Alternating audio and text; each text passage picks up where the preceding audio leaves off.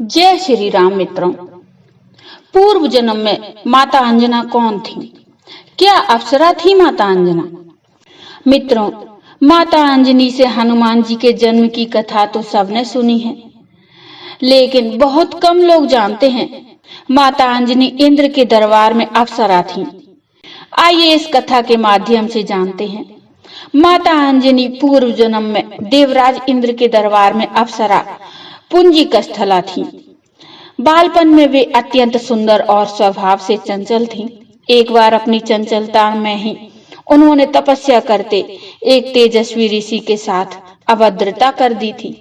गुस्से में आकर ऋषि ने पुंजिकस्थला को श्राप दे दिया कि जा, तू वानर की तरह स्वभाव वाली वानरी बन जा। ऋषि के श्राप को सुनकर पुंजिकस्थला ऋषि से क्षमा याचना मांगने लगी। तब ऋषि ने दया दिखाई और कहा कि तुम्हारा वह रूप भी परम तेजस्वी होगा।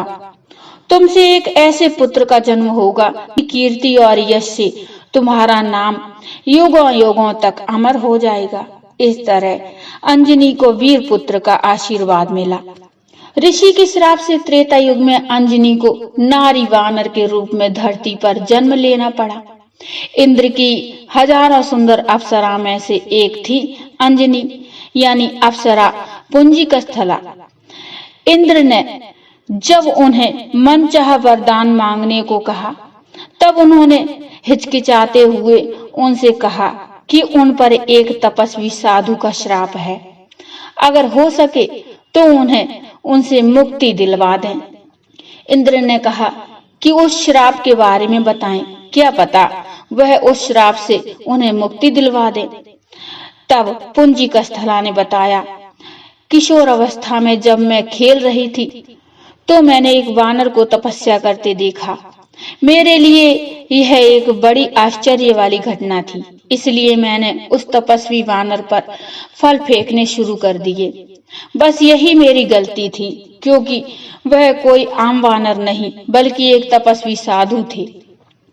मैंने उनकी तपस्या भंग कर दी और क्रोधित होकर उन्होंने मुझे श्राप दे दिया कि जब भी मुझे किसी से प्रेम होगा तो मैं वानर बन जाऊंगी।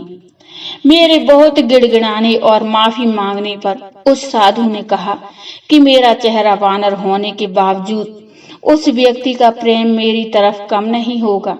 अपनी कहानी सुनाने के बाद पुंजिकस्थला ने कहा कि अगर इंद्रदेव उन्हें इस श्राप से मुक्ति दिलवा सकें तो वह उनकी बहुत आभारी होगी। इंद्रदेव ने उनसे कहा कि इस श्राप से मुक्ति पाने के लिए धरती पर जाकर वास करना होगा, जहां वह अपने पति से मिलेगी। शिव जी के अवतार को जन्म देने के बाद अंजनी को इस श्राप से मुक्ति मिल जाएगी। इंद्र की बात मानकर पुंजिकस्थला अंजनी के रूप में धरती पर चली आई। उस श्राप का प्रभाव शिव जी के अंश को जन्म देने के बाद ही समाप्त होना था। वह एक शिकारन के तौर पर जीवन यापन करने लगी। जंगल में उन्होंने एक बड़े बलशाली युवक को शेर से लड़ते देखा और उसके प्रति आकर्षित होने लगी। जैसे ही उस व्यक्ति की नजरें अंजनी पर पड़ी, अंजनी का चेहरा वानर जैसा हो गया। अंजनी जोर जोर से रोने लगी। जब वह युवक उनके पास आया और उनकी पीड़ा का कारण पूछा तो अंजनी ने अपना चेहरा छिपाते हुए उसे बताया कि वह बदसूरत हो गई है। अंजनी ने उस बलशाली युवक को दूर से देखा था, लेकिन जब उसने उस व्यक्ति को अपने समीप देखा तो पाया कि उसका चेहरा भी वानर जैसा था।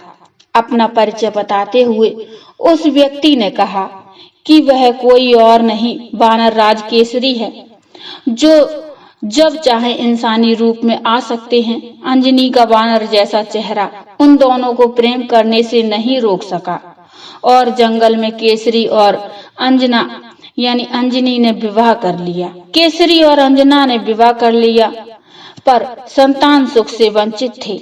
अंजना अपनी इस पीड़ा को लेकर मतंग ऋषि के पास गई। तब मतंग ऋषि ने उनसे कहा, पंपा सरोवर के पूर्व में नरसिंह आश्रम है। उसकी दक्षिण दिशा में नारायण पर्वत पर स्वामी तीर्थ है। वहां जाकर उसमें स्नान करके 12 वर्ष तक तप एवं उपवास करने पर तुम्हें पुत्र सुख की प्राप्ति होगी। अंजना यानी अंजनी ने मतंग ऋषि एवं अपने पति केसरी से आज्ञा लेकर तप किया था।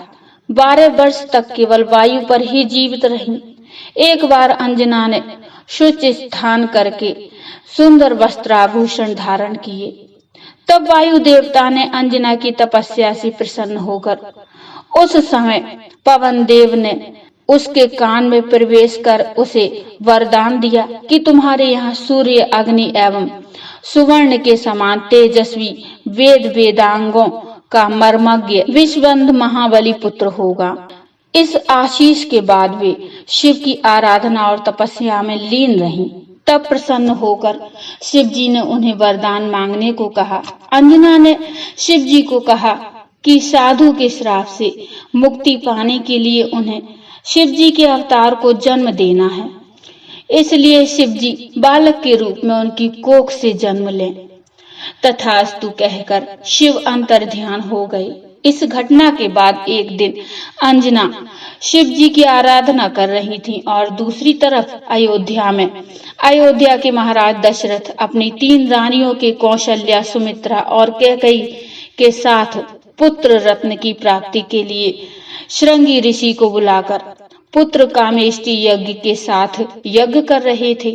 यज्ञ की पूर्ण आहुति पर स्वयं अग्निदेव ने प्रकट होकर श्रृंगी को खीर का एक स्वर्ण पात्र यानी कटोरी दी और कहा, ऋषिवर, ये खीर राजा की 3 रानियों को खिला दो। राजा की इच्छा अवश्य पूर्ण होगी, जिसे 3 रानियों को खिलाना था। लेकिन इस दौरान एक चमत्कारिक घटना हो गई। एक पक्षी उस खीर की कटोरी में से थोड़ी सी खीर ले गया और तपस्या में लीन अंजना के हाथ में गिरा दिया। अंजना ने शिव जी का प्रसाद समझकर उसे ग्रहण कर लिया। तब हनुमान जी, वानर मुख वाले हनुमान जी का जन्म त्रेता युग में अंजना के पुत्र के रूप में चैत्र शुक्ल की पूर्णिमा की महानिशा में हुआ। अंजना यानी अंजनी के पुत्र के कारण ही हनुमान जी को आंजनेय नाम से भी जाना जाता है, जिसका अर्थ होता है अंजना द्वारा उत्पन्न। उनका एक नाम पवन पुत्र भी है, जिसका शास्त्रों में सबसे ज्यादा उल्लेख मिलता है। शास्त्रों में हनुमान जी को वातात्मज भी कहा गया है। वातात्मज यानी जो वायु से उत्पन्न हुआ हो। इस तरह माता अंजनी ने सिर्फ बजरंगबली को जन्म देने के लिए पृथ्वी पर अवतरण लिया। तो बोलो, जय श्री राम, जय महाबली हनुमान। हनुमान तो रखे सदा भक्तों का नित ध्यान। राम राम श्री राम जी सबके हैं भगवान। मित्रों, ये कथा आपको कैसी लगी मुझे कमेंट में बताइए। कमेंट में जय श्री राम अवश्य लिखिए। कथा अच्छी लगी हो तो लाइक करिए और चैनल को सब्सक्राइब कर लीजिए। मिलते हैं एक नई कथा को लेकर, तब तक के लिए जय श्री राम।